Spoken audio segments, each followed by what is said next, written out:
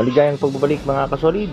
Cuadro-Las Jan Casimiro kontra Stephen Fulton sa featherweight division. Title fight, sagot nga ni Gibbons. Bob Arum nagbigay ng pahayag at banat sa isang mga alaga nitong si Eddie Hearn. It's over for him. Kaya nga ang matinding binitawang salita nitong si Bob Arum. Pero bago yan, pwede bang makahingi ng like, pa-share at pa-subscribe na rin ang ating video.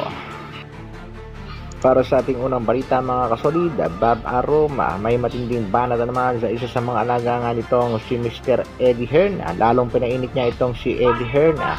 Alam naman natin na galit na itong si Eddie Hearn dahil nga sa hindi itapat ni Bob Arum ang kanyang alagang si The Monster Naoya Inoue dito nga sa alaga ni Eddie Hearn at kasalukuyang interim champion na si Murodjon Akhmadriev.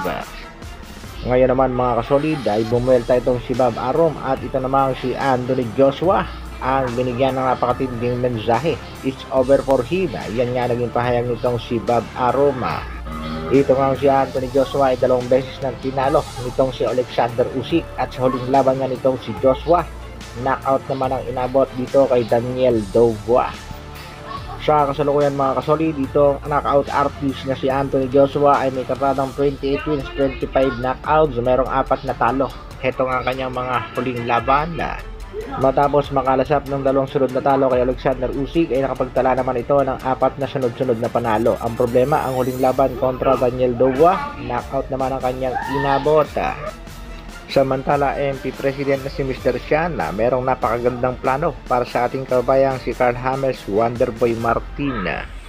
Sa kasalukuyan ay wala pang balak itong si Gibbons na itapat agad itong si Martin dito nga kay Japanese Master Naoya Inoue dahil alam naman niya siguro hindi kakayanin ni Martin ang Japanese Master. Pero nangako nga itong si Gibbons ngayong taong 2025 isang title fight ang naghihintay para kay Wonderboy. At yun nga mga kasolid, matinding pinaghahandaan sa kasalukuyan nitong si Carl James Wonderboy Martin at posibleng ang makalaban nitong si Martin ay itong Australian boxer na si Sam Goodman.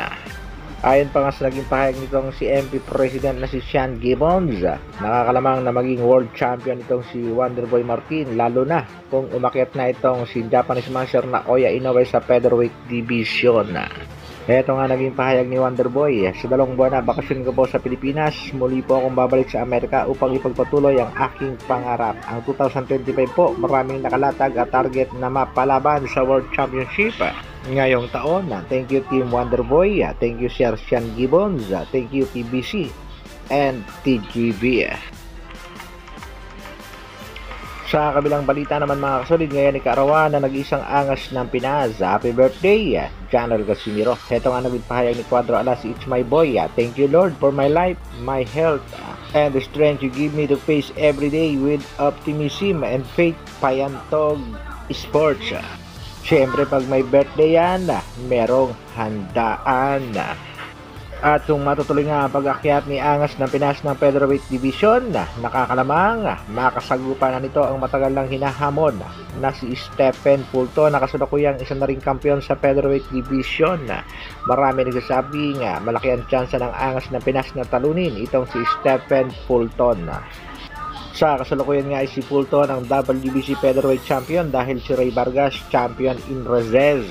Marami pa rin mga backing fans nagsasabing sa kasalukuyan ay itong si Angas ng Pinas ang isa sa pinakamalakas at pinakamagaling na aktibong boksingero. Yan din nga naging pahayag ditong si Attorney Ed Tolentino.